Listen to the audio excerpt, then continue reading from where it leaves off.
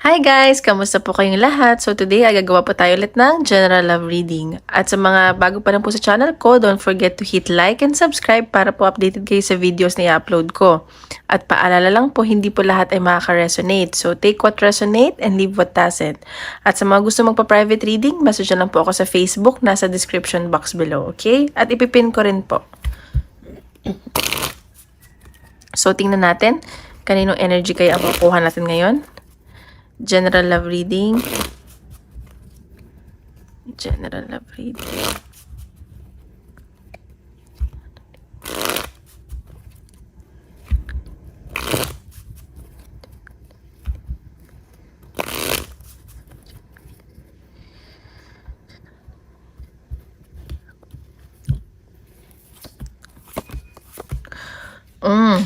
Okay, sa nakikita ko, itong person mo, medyo pagod to ngayon eh, or nag-overthink.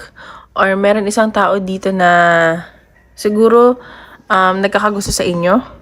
And pero kasi siguro may karelasyon na siya, or sa tingin niya may iba kang gusto, parang hindi mo siya magugustuhan. Ganun, parang pinipigilan niya nararamdaman niya or umiiwas siya. Or gusto kanyang maging karelasyon. Or parehas kayo nagugustuhan, pero may nag-iiwasan, ganun. May umiiwas na nararamdaman. So, tingnan natin. Tingnan natin. Love reading.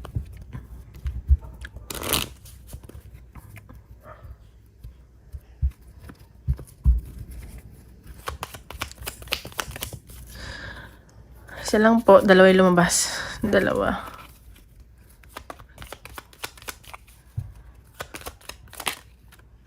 Okay, sa nakikita ko dito, baka ikaw, ano ba to? Masaya kapag nakakausap mo tong taong to, or nagkakilala kayo as friends, magkaibigan kayo, masaya kayo sa isa't isa, or part siya ng circle ng friends mo, ganun. At sa nakikita ko, baka may bigay siyang regalo, o ikaw magbigay ng regalo, or mag-usap kayo, ganyan.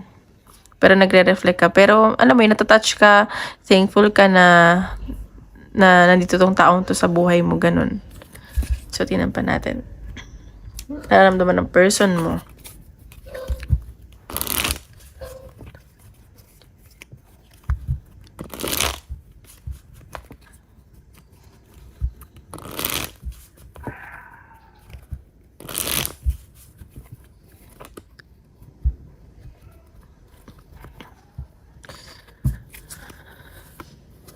Okay, sa nakikita ko itong taong to, attracted to sa'yo.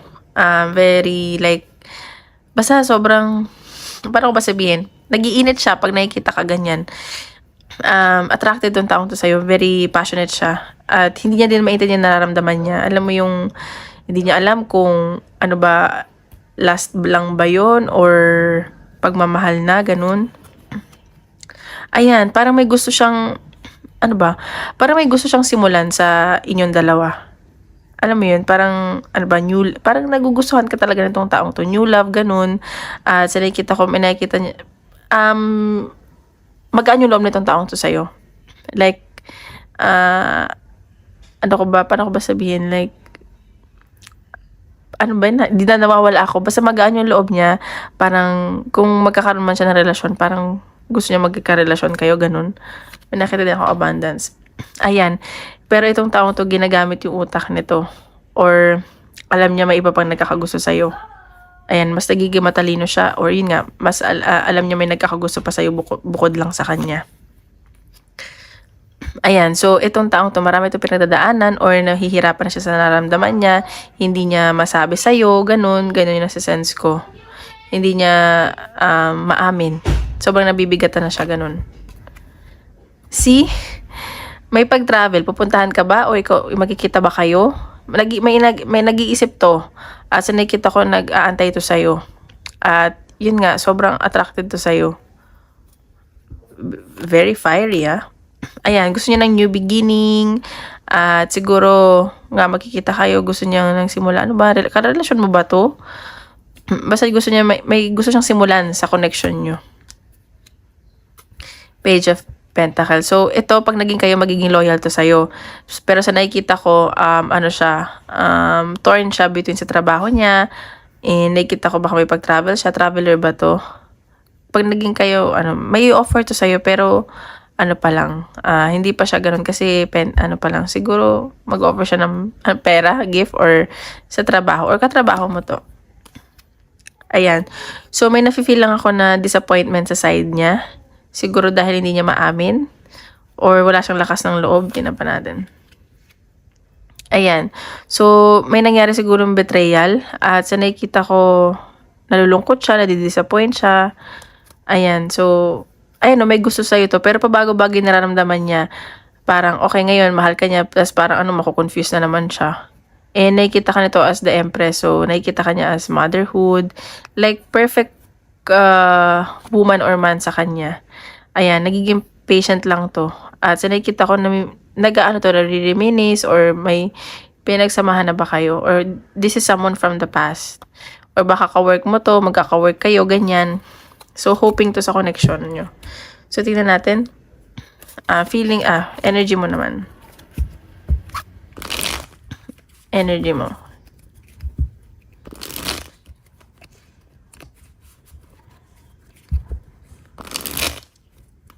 Oops.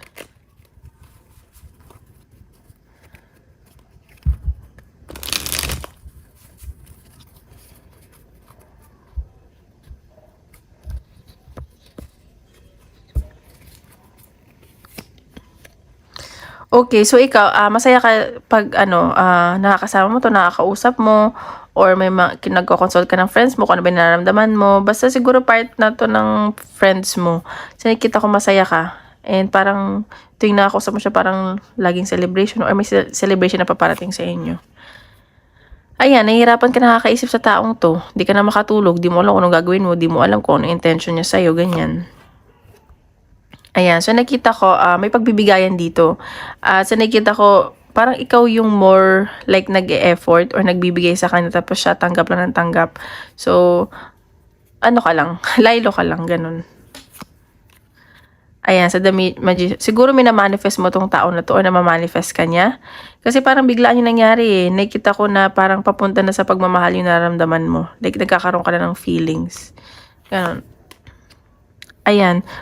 Bakit pares ka ng energy? Siguro, natatakot na kayo baka may ending na mangyari sa inyo, or na-betray na kayo ng mga past relationship nyo, or may nangyaring ending sa inyo, at natatakot na kayo na mangyari ulit yun. Ayan, King of, oh my God, parehas kayo ng energy. So, passionate at attracted kayo sa isa't isa. Ayun lang yung masasabi ko.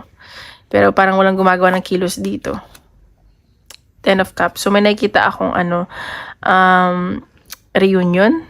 Baka magkita kayo. And nakikita ko na magiging masaya kayo. Like, 10 of Cups. Full of joy, full of love, and punong-puno ng emosyon. Ayan, 4 of Swords. Pero ikaw sa nakikita ko magre-relax ka lang, chill ka lang. Hindi kayong G. Ayan, 2 of Pentacles. So, wini-weigh mo pa rin naman to. May mga pinag-iisipan ka kasi kailangan mo gumawa ng desisyon. Hindi basta-basta. So, you're creating your own boundaries. King of Swords din. So, parehas ka na energy. So, or baka marami nagkakagusto sa'yo. Or 3 lalaki o babaeng involved sa'yo. So, yun nakikita ko. Tingnan natin. Sabihin ni Universe.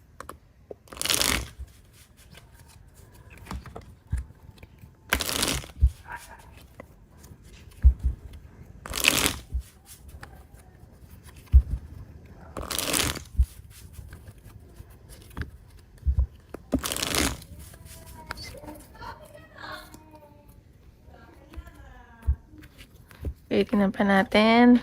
Oops. Ito yung cards. Nagulo. Oh, okay. So, nakikita ko dito, parang naging comfort nyo isa't isa. Like, you both feel safe sa isa't isa. And, enjoy lang kayo magkausap na dalawa. Kahit anong pag-usapan nyo, masaya kayo, ganyan. At parang naging, comfort zone nyo isa't isa. Yun nasa sense ko. At yun yung mangyayari. May natatouch ako. Bakit? Alam mo, ang saya ng energy ko. Parang akong kinikilig. Gets nyo yun? So, fated meeting. So, meant to be na mag-meet kayo na mangyari to. Siguro, may past life connection kayo. Itong connection to, importante to sa inyo. Competition. So, ingat ka lang kasi baka mamaya involved sa iba tong, itong tawag dito, ka-connection mo. Pero ganun yung nakikita ko. So, baka may mag-take ng chance dito. Baka, ikaw yung mas piliin niya. Gambling. So, ayun, happiness. Ang tawag dito, masaya kayo sa isa't isa. Ayun, so tingnan pa natin.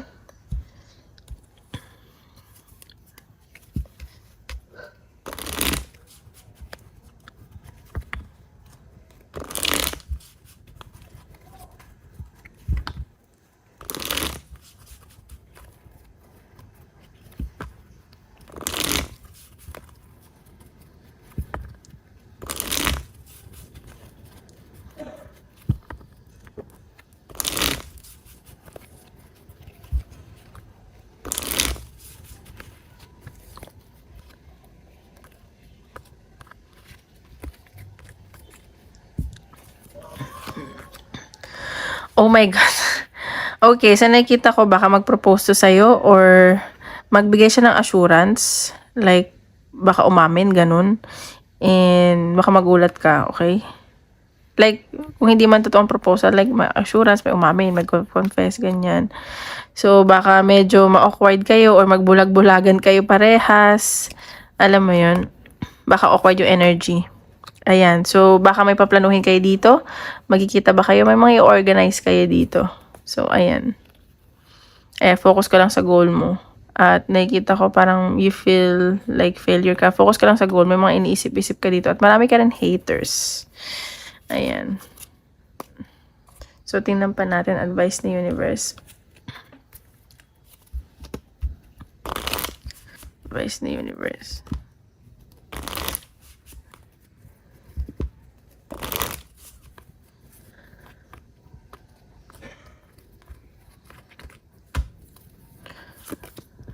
Don't be afraid to sing. So, ayan, sinasabi dito na huwag kang matakot mag-voice out sa mga nararamdaman mo or mag-share sa mga kaibigan mo, ganyan. So, don't seek anyone's approval. So, do whatever you want.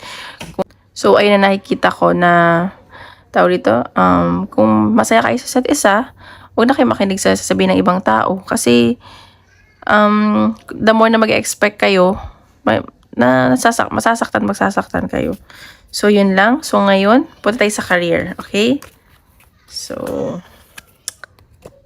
yan natin. Guys, kung hindi pa kayo nag-like at subscribe, don't forget to hit like and subscribe. Okay? Tingnan natin. Sa career. General card reading.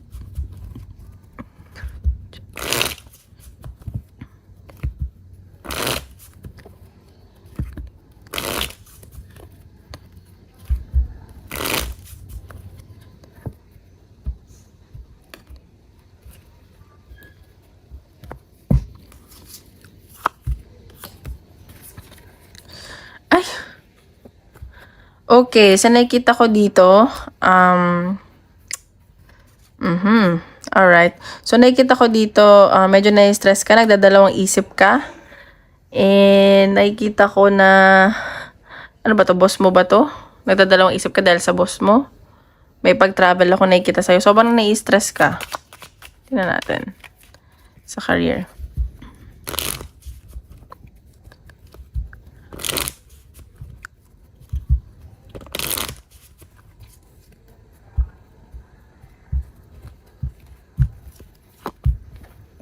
Judgment. Okay, nakikita ko sa career, magiging maayos naman daw yung career mo. Siguro may nakaalitan ka doon, may hindi ka nakasundo. Baka this time, kailangan mong harapin yon. And this is for your own growth. May maganda daw patutunguhan yung mga nangyari sa'yo from the past at sa nangyayari sa'yo. And dumating sa point na kailangan mong magpatulong kasi napapagod ka na. Just trust daw. Matuto ka daw magtiwala or wag ka masyadong basta magtitiwala. Okay? So, tingnan pa natin. Career. Career.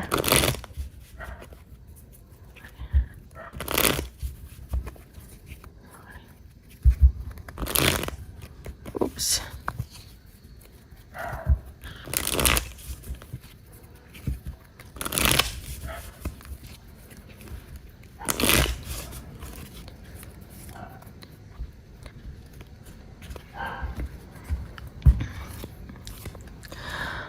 Okay, sa nakikita ko dito, focus ka sa kaperahan mo, magiging maayos ang kaperahan mo at tuloy-tuloy naman ang pasok ng pera sa'yo. Sa nakikita ko, hindi mo inintindi mga sinasabi ng ibang tao, nakapaligid sa'yo, basta focus ka lang sa goal mo. Ayan, so nakikita ko baka marami kang choices, marami kang pinagpipilian, and marami ka rin responsibilities, at nakikita ko may success ako nakikita sa'yo. Ayan o. So, magiging masaya ka daw dito sa pipiliin mo. Ayan, so nakikita ako na minanifest mo to or pinagdasal mo kasi sobrang daming dumarating sa opportunity, hindi mo na alam kung anong gagawin mo or pipiliin mo. Ayan, so see, may iniisip-isip ka dito. And baka something past or bago. At nakikita ko may pagdadalawang isip ka nga. Kasi nakikita ko na itong past na nangyari sa'yo, like yung siguro old company mo to, mahal mo talaga to. Hindi mo man aminin sa sarili mo, deep inside mahal mo. Nag-iisip-isip ka dito eh. Marami ka iniisip. Hindi pa natin. Ayan no, something from the past. Siguro may iniisip ka din doon na tao. Or may nag-iisip sa'yo na someone from the past. Or ano ba to? Medyo emotional kasi ngayon sa trabaho.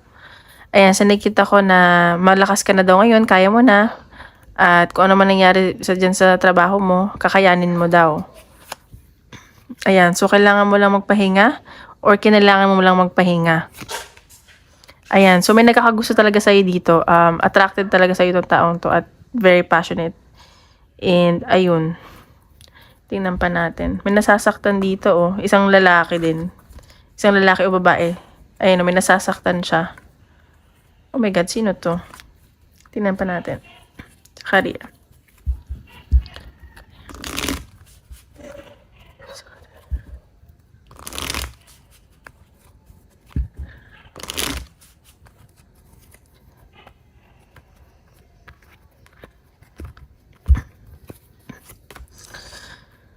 Ayan.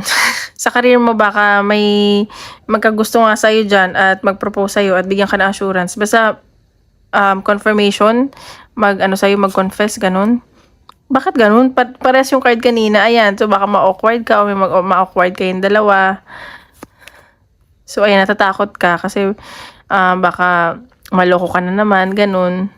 So, ayan, baka pagod ka na din sa trabaho, ang dami mo nang iniisip. Ayan, mag-relax. May swerte pa parating sa'yo. May mga iniisipin kang bagong strategy dito. Ayun, so tingnan natin, advice na universe.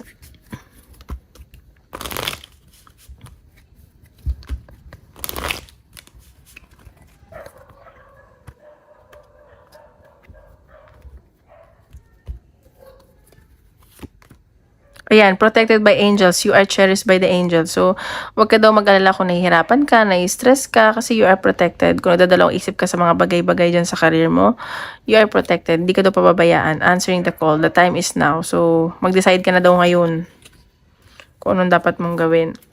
Okay, so now, isip tayo question. Isip tayo question. At sasagutin ng universe.